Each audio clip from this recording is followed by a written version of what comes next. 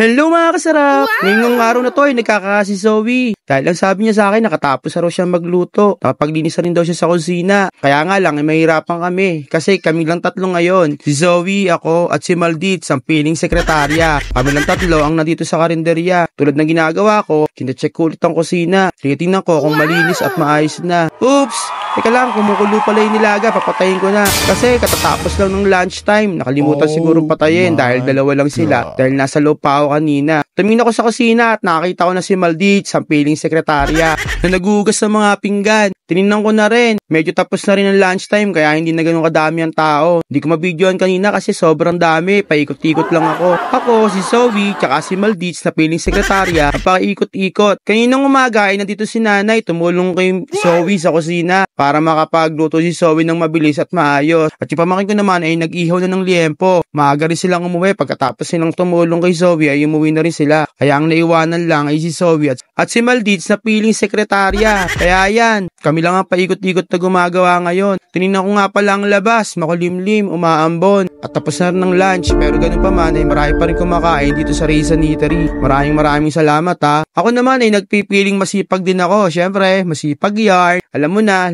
tulad ng lagi ko sinasabi, paikot-ikot kami rito. Kung minsan, isa sa amin nagkakaha, ang nagsaserve, naglilinis at nagpupuna. Kasi nga, wala namang ibang aasahan, kundi kami lang din. Nakita mo nga si Zoe, ayan, siyang gumagawa sa labas, siya rin ang gumagawa sa loob. At si Maldit, sa piling sekretarya, siya rin ang gumagawa sa loob, siya rin ang gumagawa sa labas. Ako, nagsaserve din ako rito, nagkakaha at nagbebenta. Wala namang kasing maaasahan, kundi kami lang. Sa mga nagtatanong nga pala kung nasan yung mga tauhan ko, si Marian kasi pumasok, si Esa ng anak ko pumasok. Ang hipag ko hindi nakapasok kasi sumakit na naman daw ang ulo. Ewan ko ba kung bakit laging sumasakit ang ulo?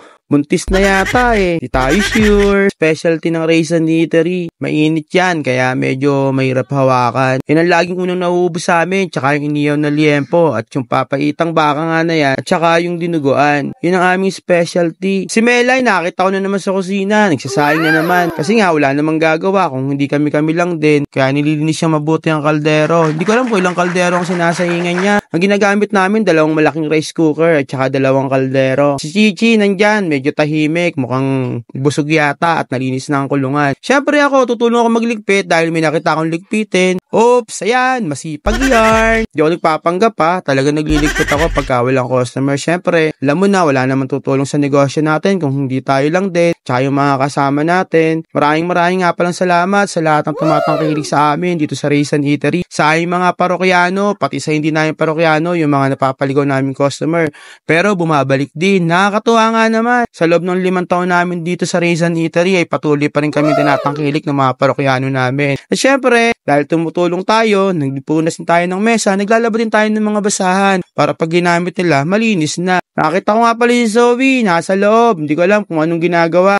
Yun nga palang mga sinaing niya, inayos na niya, para nga naman daw pag kami kumain, isa-serve na lang. Medyo hindi naman kami pagod dito kasi yung sabaw hindi na namin siniserve, kinukuha na ng mga customer. Dahil meron na kaming water jug na nilagyan ng soup, kaya kinukuha na lang nila. Syempre magkakahamuna ako at bibilahin ko yung benta, mahirap na, baka tangayin ng hangin. Oops, ayan, si Maldit, ang piling sekretarya, siya naman ngayon ang nasa labas. Siya nagugas ng mga baso at naglalaban ng mga towel na gagamitin nila pampunas ng mesa. Syempre, pag may time, pahipahinga rin. Kaya si Zoe, papahinga na. Ano Zoe, bubuka mo ba? Baka may makita sila dyan. Ngayon nga, napagod na rin kami, pero okay lang, masaya kami kasi maganda benta namin. Yung mga customer namin, mangilan-ngilan na lang. Inaya ko nang kumain si Zoe at nagain na siya. Ang ulam namin ay inihaw na tilapia, pinakbet at saka merong ginisang bagoong na merong taba ng baboy. Si Maldit na piling sekretary, ang gusto daw niya Jollibee kaya hindi na siya sa amin sasabay. Oops, mayaman yan. Kaya lang mga kasarap, kain tayo. Bye-bye!